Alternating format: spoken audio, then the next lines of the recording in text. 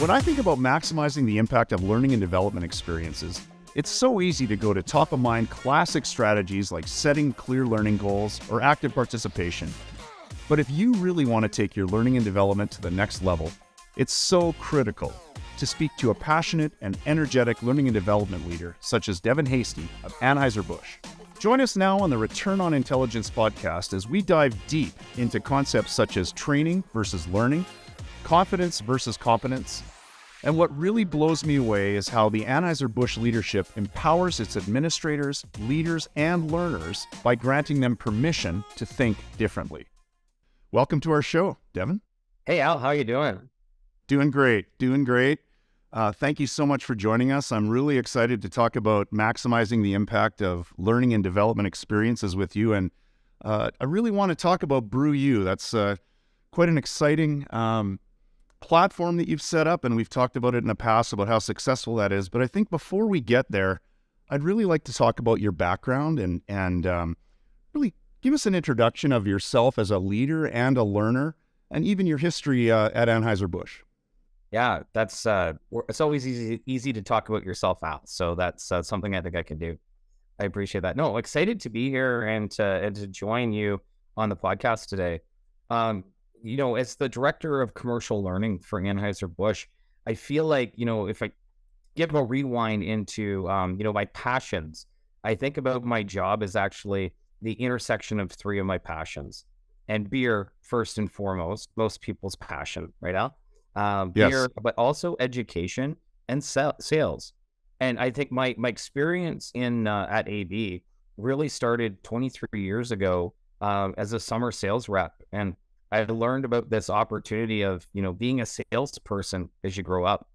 My high school guidance counselor would always tell you can be a doctor or a lawyer.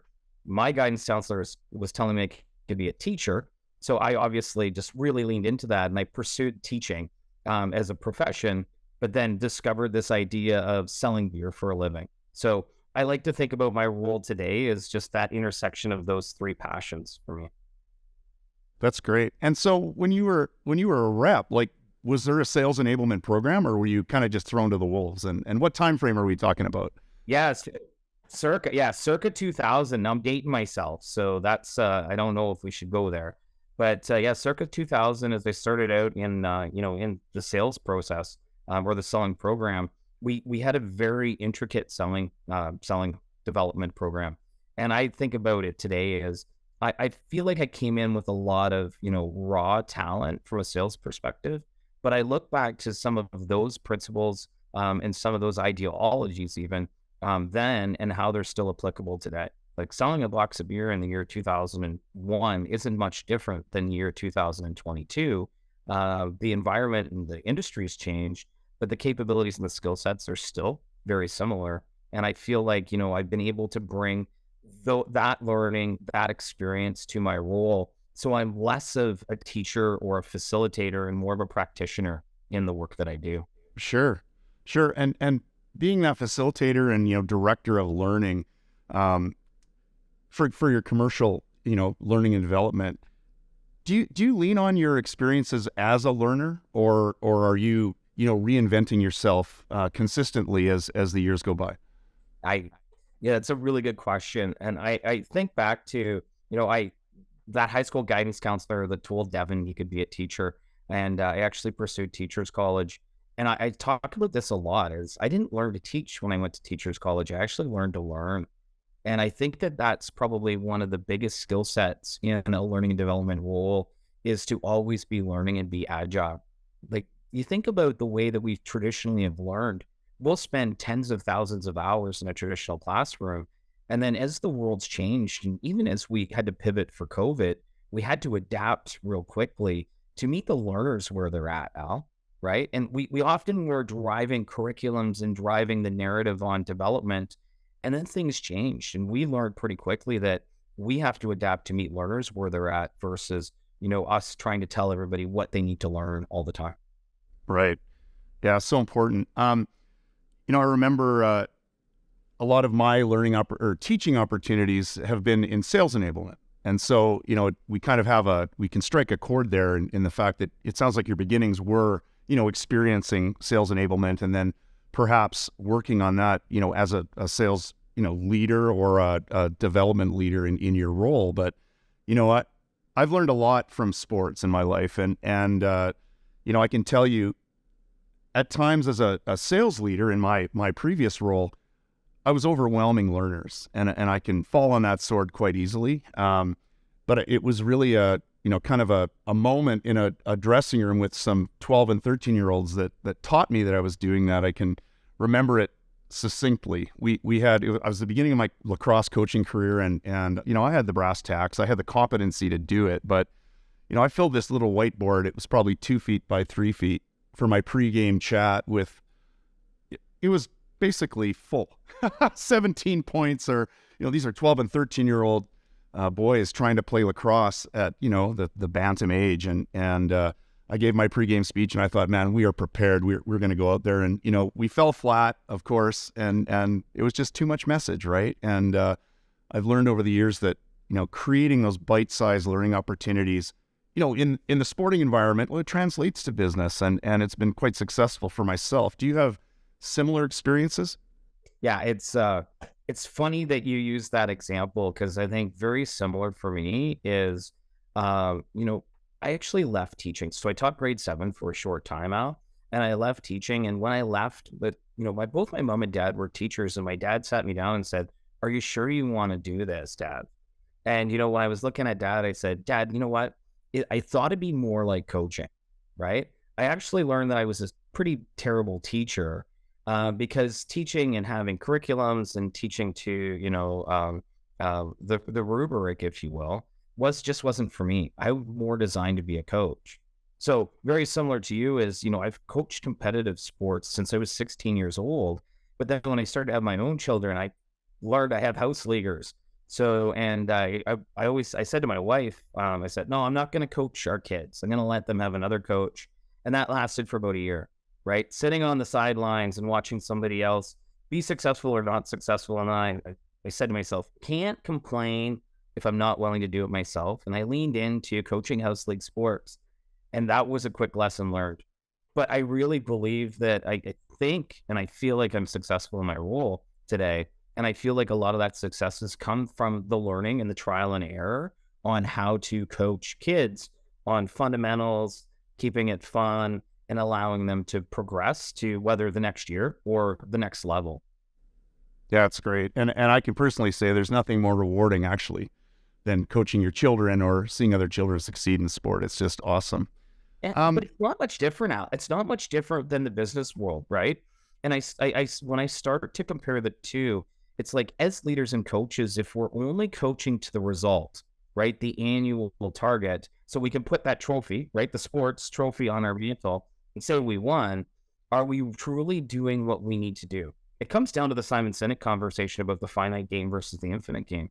And the one thing I've learned about kids in house league sports and, people, humans in business, is that it doesn't end with the season. It doesn't end with a championship, because it repeats itself the next year. So really, if we start to think about, are we doing the things to enable human potential, right? The results and the career growth is an output of their potential versus us trying to coach, train, develop to the results. Yeah, that's great. That really is great. So to just change focus a little bit here on our discussion, can we discuss I know the feature audience is your focus at Anheuser-Busch, but if you could share with our audience who you're educating, and then I'd really like to talk about Brew U. It's just fascinating. Yeah, it's my privilege to get the opportunity at Anheuser-Busch in North America, if you will, to engage with a couple of different customers, if you will. And I talked about my sales experience. You have your customer that's pretty, clear cut. But as I started to consider in my role today who my customers are, it really breaks down into, 3 groups. I have our Canada sales population internally, right? The Labatt Breweries team. I have the U.S. sales population, the Anheuser-Busch team. But we work in a wholesaler network, a 3-tiered system in the U.S. So I'm also responsible for the development of 400 independent companies, their salespeople, who are a wholesaler network that literally are selling and delivering our beer every day. Wow. So 400 wholesalers, and would that be how many users would that, would be made up by 400, wholesalers? Yeah, inside that, we're anywhere between 25 and 35,000, independent learners that are in the network, depending on the ebbs and the flows of things. And it really makes it challenging when you think about, we're operating a service, if you will. We're delivering a value to these wholesalers based on, equity agreements and excellence programs that's important to them. And we're not touching the final product all the time, right? We're creating the curriculums, we're creating the content, but at the end of the day, we're not engaging directly with the learners. It's the general training admins. So we have one of those at each of these 400 locations. We're engaging with them quite regularly because they have the end touch, the end communication with those 25 to 35,000 users. Oh, that's impressive. And would Brew U be considered like a legacy program, or what was the evolution of Brew U, and what are its beginnings? Yeah, Brew U is long before I was into Roll, which is, circa 2013 out. But with Brew U, we've had this relationship with our wholesalers for many, many years. And really one of our biggest opportunities was to create more value, right? We look for feedback every year. So we have a voice of a wholesaler survey, which is much like an NPS survey that goes out. And my first couple of years in Roll, that NPS was actually going the wrong way. The line was getting, we were over 90% approval, and then we started to dip below that 90%. So we had this Brew U legacy, but obviously it wasn't meeting the needs of our wholesalers anymore. So we needed to make some changes, and we were very intentional about those changes that we needed to make. And so when you say that you identified changes, what was it about the program that you felt you needed to change to maximize impact with your learners? Yeah. So a lot of the time, we started to look at it from two perspectives, Al. So there was the learner experience, or the user experience. That's the people that are diving into using the platform and consuming the content that's there. But also there was the admin. I call it the AX now. There was the admin experience that we needed to elevate as well. Because if you think about, we have to provide value to both those customers, the user and the administrator, because we're, again, not engaging with that frontline individual. So we needed to make sure that it was easy for them to get into a platform, to adapt and personalize platforms as they saw fit as well, to engage their own learners. I'm really fascinated by Brew U, so I want to continue this discussion. It's amazing. So when you say you have up to 35,000 users, how many would you say are administrators or have some level of administrative access? I'm just curious about that. Yeah, we have one per wholesaler. Sometimes there's two. And then we have a very small team on our side. Like we only have 2 or 3 on our side that are acting as admins or the master admins.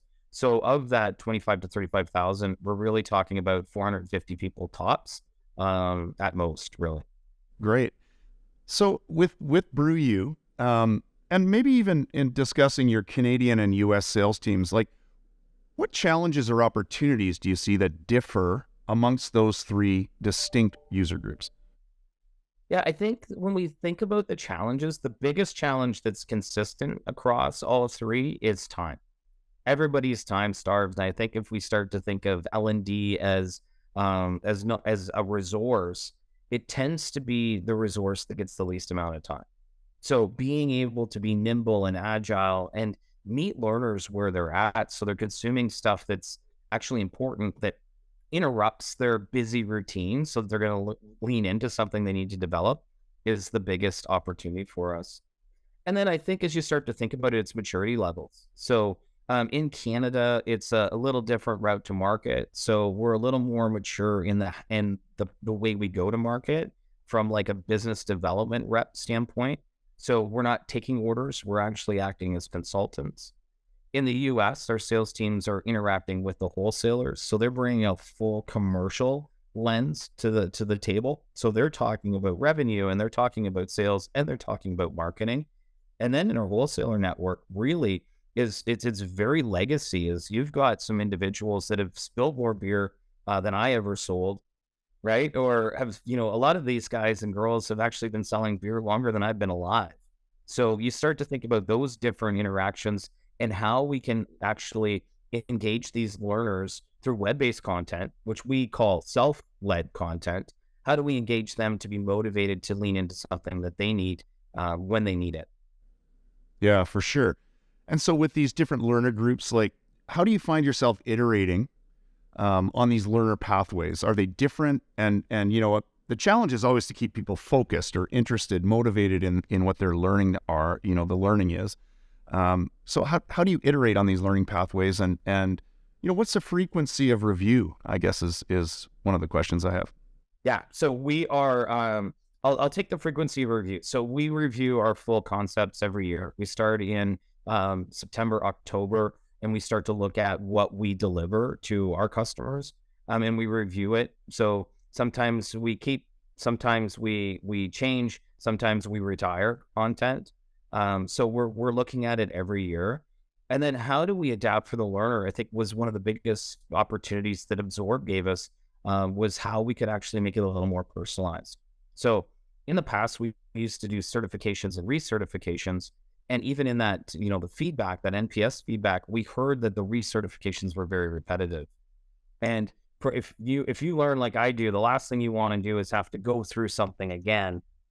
So what we did is we had the ability with the Absorb platform to change Brew U to be more of a certification. So think of that as certifying people on skills or speed to competency. Here's what people need to know early to be able to do their job, and then get into this continuing education idea where we started to offer skills and capabilities badges. So people, as they get feedback from their managers, they get coaching from their leaders, they're able to lean into something that's a little more personalized for their learning journey and choose something that's going to help them in their job versus doing something that I, sitting in an ivory tower, think they need to learn to be a salesperson. Right.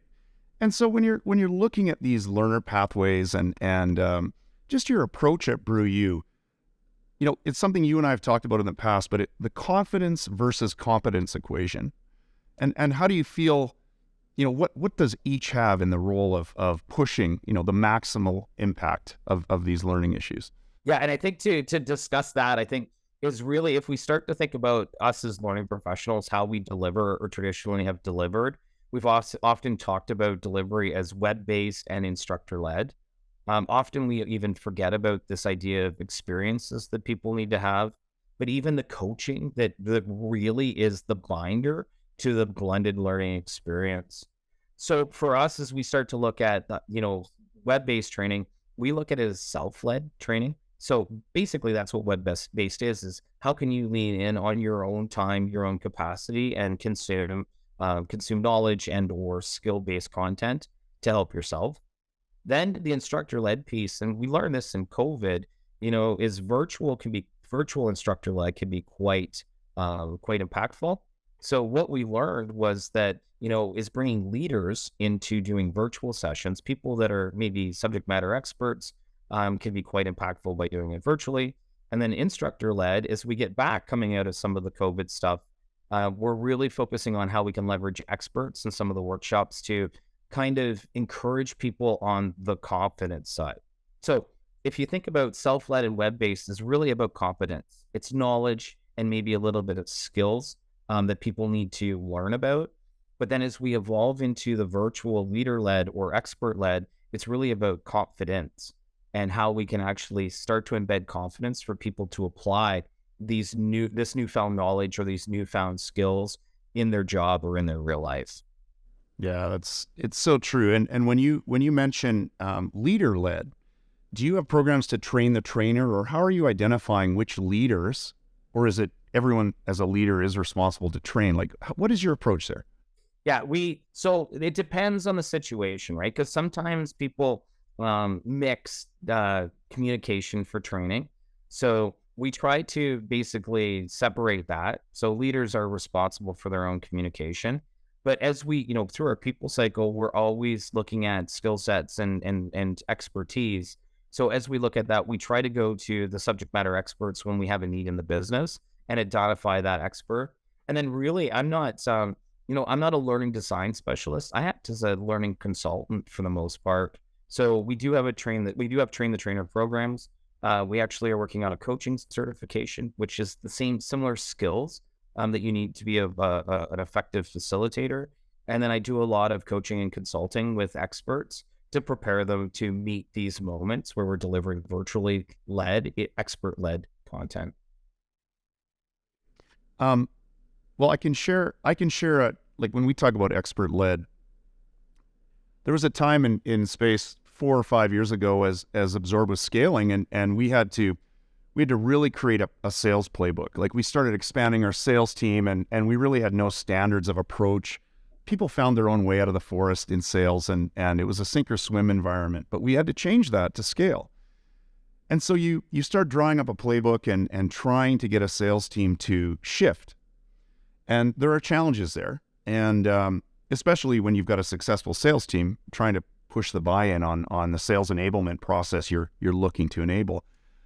And it wasn't until I found an expert, as you call them, and we had an in-person expert-led session with a gentleman named Hamish Knox of Sandler here in Calgary.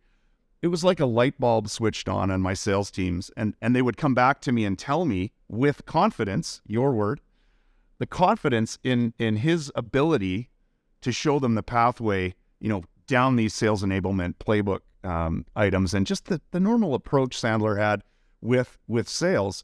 It was really almost awe-inspiring and I have to say, like, game-changing. I engaged Hamish long-term because it was almost like being a football coach who's been around too long. They were tired of my speech, but Hamish brought new ideas, a different approach, complete excitement to the process, and as an expert-led session, I honestly can tell you that was the most successful thing we ever did in our sales. Like, do you have a similar aha moment, I guess I would say?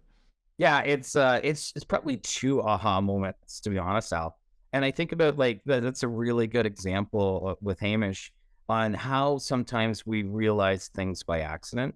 So there's the two things that I think I would point out is this idea of training versus learning. And is in the past, when I my role used to be called the commercial training manager, and now we're intentional about using the word learning because in the world that we work in the skills and capabilities we work in, is you can't train people to sell a case of beer, right? You can train people on the processes, you can train people on some of the skills and capabilities, but at the end of the day, there's decision making that has to go in. And I use an example like objection handling. If I could sit here and train everybody to handle every objection, right, we wouldn't need salespeople because we could just train somebody to handle all the objections. What's the best rebuttal you could have that everybody's going to buy? So it's really was like this idea of you can train somebody in our breweries on, what's the steps or what's the processes to operate a machine. But when we get into like selling and some of these like professions that require decision making and adapting and overcoming, it's really about learning. And it really provoked this idea of, when we evolve from training to learning is about setting the boundaries. Somebody once asked me what's your biggest fear? And, we're all going to answer like snakes or bridges or something that scares the heck out of you, right? And then I asked this person, I said, what's your biggest fear? And they said, puzzle of a blue sky. Why would a puzzle of a blue sky be scary? Don't know where to start, right? And so he said, yeah, I don't know where to start. And he said, if you had a puzzle of the blue sky, where would you start? And I said, the edges, which is an appropriate answer. He said, there's a more appropriate answer. It's actually the corners. Why? Because you're setting your boundaries. So for me, it was this really revelation of, from a development perspective, how do we set boundaries? We can't solve everybody's problems, but we can certainly start to build the four corners of the puzzle, which will allow people to start to lean in and see which pieces of the puzzle do I need to be able to complete this. Oh, it's a great story. Really great. Yeah. And then the second one for me is really the confidence versus confidence conversation we're having out, right? And this was we backed into that one by accident. But again, when COVID happened, we were lucky enough that our organization didn't lay people off. And I talked about one of our biggest challenges being time, right? Capacity. And people had a little bit more time and capacity. And L&D became the coolest kids on the block then, right? Hey, we've got some time. What do you have for us, learning and development team? So it was kind of cool to be important. and we weren't prepared. So we pivoted quickly. We went out, we asked teams, hey, so yeah, you've got some time for learning. What do you want to learn? And one of our teams came back and said, change management. We need change management training. We're not good at it. So what did we do? We spent a lot of time, a lot of energy, maybe even a bit of money creating some change management training, went out and did it. But in the meantime, we were already in conversations with the Josh Burson Academy, and we were able to get their skill, their HR skill assessment. And we put the same group of people that we asked, hey, what do you want for training, through the assessment. And the Josh Burson assessment came back and said, hey, your group is actually well above average on change management. And that's when we learned that our team had the skills and the knowledge for change management, but they lacked the confidence for change management. And that's when we had to start to design learning experiences that allowed people to become more confident in a safe environment. So when they went out to the real life scenarios, they were able to apply the knowledge and skills they already had. So Devin, let's switch gears here and talk about, like, how does your learning and development group empower administrators, leaders, and or learners, within Brew U? Yeah, that's a really good question, Al. And if there's two things that stand out for me specific to how we empower admins or leaders, it really is communication is one. And the second one, permission to think differently. And to tackle this, I'll kind of go with communication first is, as we really leaned into the feedback from our wholesalers, right, those 400 GTAs or general training admins, the one thing that we learned is we had to, when we started to increase the platform so that the UX was better and the AX or the admin experience was better, we needed to increase our communication. We were sharing information through emails and newsletters, and we know how people read those. It's probably the 80-20 rule, right? 20 of them read it, 80% delete it. So we weren't necessarily leveling the playing field on information. So for us, the empowerment was really about a simple idea where we implemented these weekly open door sessions. And it was really 1 hour standard time. We picked a standard day. We invited our GTAs to attend those meetings. And we basically built the agenda off the things that we were hearing from them saying these were problems. We were building the agenda. We were tackling them in a face-to-face environment, and people could ask questions. And we saw the confidence level of our administrators rise quite quickly. And to the point where we're now able to have like a general session and an advanced session. So some of our admins that are a little more competent and a little more confident can come and ask some of the higher end questions. And some of our newcomers or our less experienced admins can lean into the essentials or the basic details. That's great. And so what's the timing on these one-on-ones, like within someone's work week? Like what's the optimal timing for those one-on-ones, do you feel? Yeah, and we've had to play with that. And I think that's the thing that we've learned is in communication is meet the person you're trying to communicate where they're at. We standardize. So we used to think Mondays and Fridays were great, but those tend to get bunged up by meetings. They get, people's calendars are full. We moved to a Thursday, and then we had a lot of people saying, hey, we can't make Thursdays, that Wednesday afternoons were best. So we basically do 1 o'clock on Wednesdays, where it's always at 1 o'clock on Wednesdays. Sometimes we'll have 15 people, sometimes we'll have 90 people show up. But it was really interesting to see that as we changed the timing to meet them where they're at, how much more engagement we were able to drive. And just for the listeners, are you recording these sessions and then distributing them? You know what? We tried that. Do you track them? Yeah, no, we thought about that and we did it. And then, we had feedback saying, yeah, like I'm sitting through a meeting. It doesn't make sense. So we actually tried it and it wasn't effective. It was actually a waste of our time to do. So that there's some repetition that'll show up in some of these meetings because of that. But we found that if our intention was to, walk people through things face to face, then we wanted to walk people through things face to face. Got it. And then you mentioned permission to think differently. And so why is that important to the empowerment?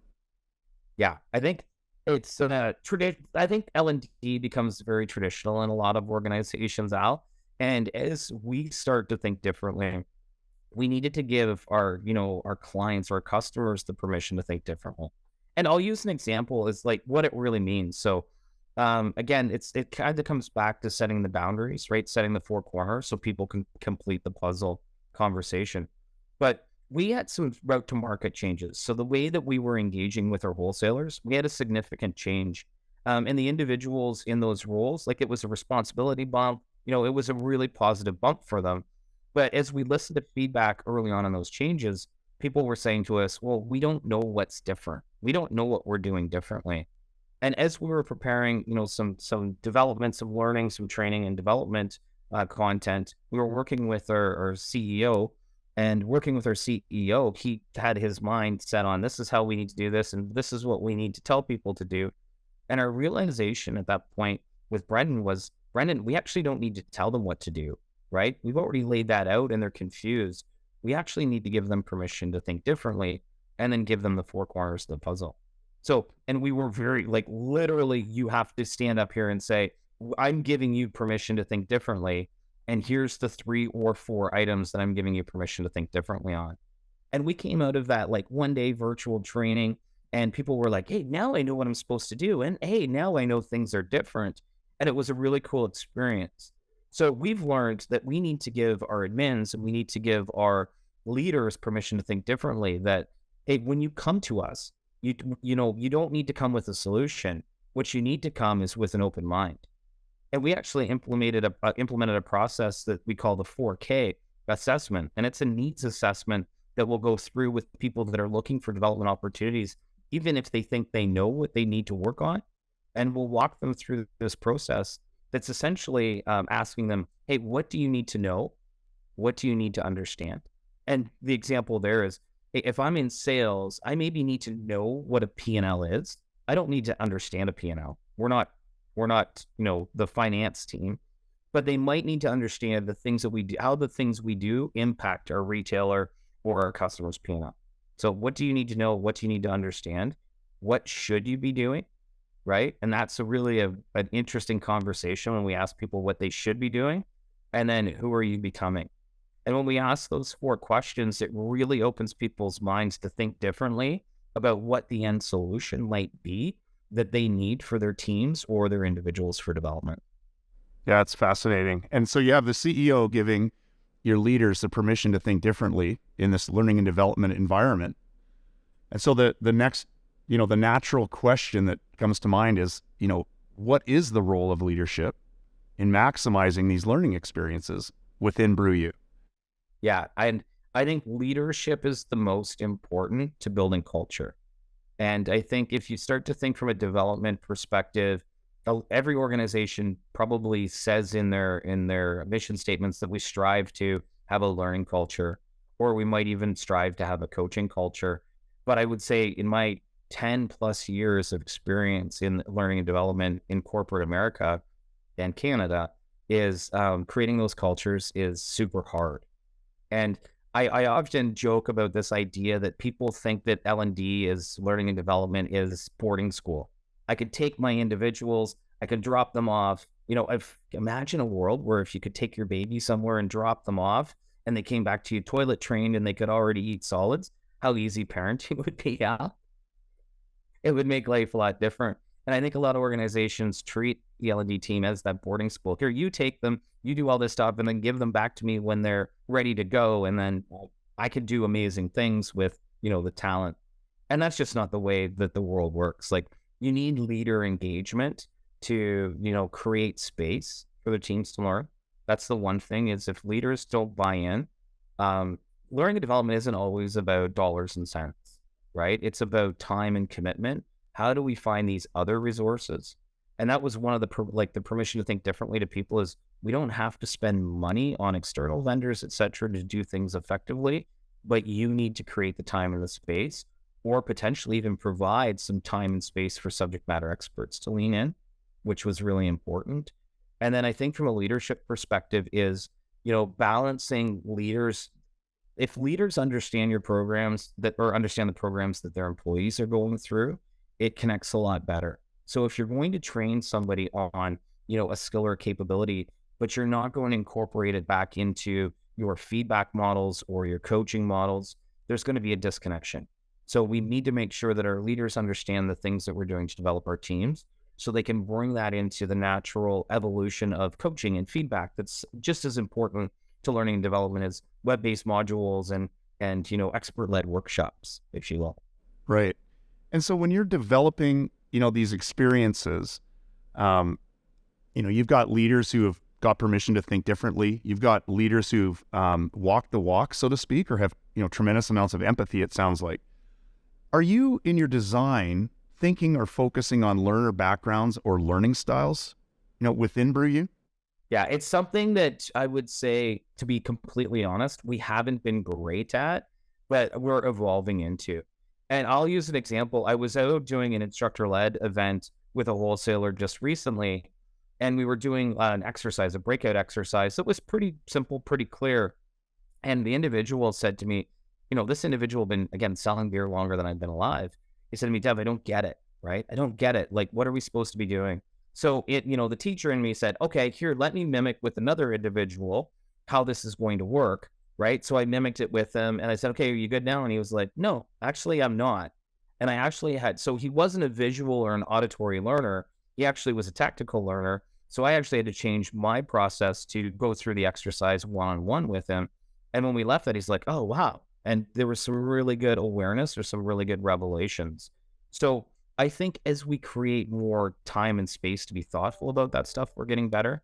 We're using stuff like, where, if we're doing virtual, that we can turn on subtitles so that, if we have people that don't have English as a first language, they have the subtitles or they have the transcript they can go through later. We're trying to do more and more of that, which is helping. And then as we start to think about how you adapt for learner styles, it really, really is important. We're evolving our model into be, the old 70-20-10 rule, right? 70% experiential, 20% coaching and mentoring, 10% formal, and really thinking it more about the blended environment of what needs to be self-led, what needs to be leader-led, what needs to be expert-led, and then how does coaching underpin all this? How do we bring coaching into the development process? Because at the end of the day, it's about awareness, go and learn something, get feedback, re-go through the cycle. So it's really about how do we personalize for people when you're dealing with so many people is difficult, but we're trying to make adaptations to get there. Oh, great.